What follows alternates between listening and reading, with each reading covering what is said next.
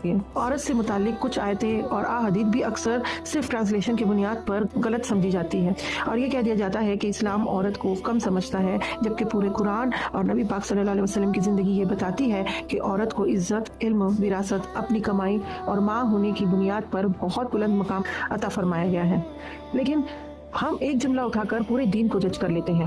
گھر کے مسائل سے ریلیٹڈ ایک آیت جہاں ترجمہ میں مار کا لفظ آ جاتا ہے تو اس پر بھی صرف ٹرانسلیشن کی وجہ سے اسلام پر ظلم کا الزام لگایا جاتا ہے، جبکہ نبی پاک صلی اللہ علیہ وسلم نے اپنی پوری زندگی میں کبھی کسی بیوی کو ہاتھ تک نہیں لگایا، اور اسلام ظلم کو بالکل پسند نہیں کرتا۔ اس لیے صرف ترجمہ پڑھ کر نتیجہ نکالنا ادھوری اور خطرناک سمجھ پیدا کرتا ہے۔ اس کا مطلب یہ نہیں کہ قرآن کا ترجمہ نہیں پڑھنا چاہیے، بلکہ حقیقت یہ ہے کہ جو لوگ عربک نہیں جانتے ان کے لیے ترجمہ بہت ضروری ہے، لیکن ساتھ ہی یہ سمجھنا بھی ضروری ہے کہ ہر آیت پر خود سے فیصلہ سنا دینا، تفسیر کے بغیر فتویٰ نکالنا اور اپنی سمجھ کو فائنل مان لینا ہی اصل گمراہی ہے۔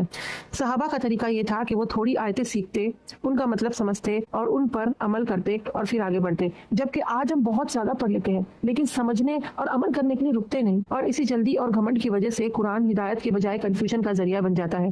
آج کے دور میں سوشل میڈیا اور ادھوری معلومات نے اس مسئلے کو اور بڑھا دیا ہے، جہاں ہر بندہ اپنے ہاتھ میں ترجمہ لے کر اسکالر بن گیا ہے، جبکہ قرآن خود کہتا ہے کہ جو نہیں جانتے وہ جاننے والوں سے پوچھے۔ اس لیے اگر ہم قرآن کو سیکھنے کے لیے جھک کر ادب کے ساتھ تفسیر اور اہل علم کی رہنمائی میں پڑھیں تو یہ کبھی گمراہ نہیں کرتا، بلکہ دل کو سکون، ذہن کو واضح اور زندگی کو سیدھا رستہ دیتا ہے، کیونکہ قرآن ان لوگوں کو نہیں بھٹکاتا جو سچ کی تلاش میں ہوتے ہیں، بلکہ انہیں ایکسپوز کرتا ہے جو اپنی سوچ اور ایگو کو قرآن پر تھوپنا چاہتے ہیں۔ اور اسی لیے اگر قرآن کو روشنی بنا کر پکڑا جائے تو زندگی روشن ہوتی ہے، اور اگر اس سے اپنی بات منوانے کا ہتھیار بنا لیا جائے تو انسان خود ہی اپنے الجھنوں میں الجھ کر پھنس جاتا ہے اور برباد ہو جاتا ہے۔